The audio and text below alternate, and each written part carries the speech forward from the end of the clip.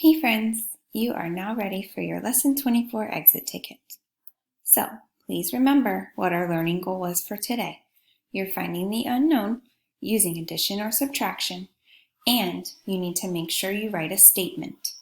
Remember, the statement is just a sentence that says what your unknown that you found is, okay? So, you're going to draw a picture.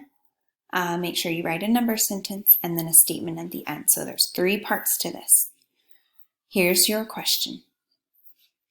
There were 18 dogs splashing in a puddle. Some dogs left. There are 9 dogs still splashing in the puddle. How many dogs are left? So solve for the unknown. Remember, you can use addition or you can use subtraction, whichever you want to use. And if you need the question reread to you, just start at the beginning again and reread it. All right, good luck, friends. Remember, it goes on the back table when you're done, and then you can move on to Power Up.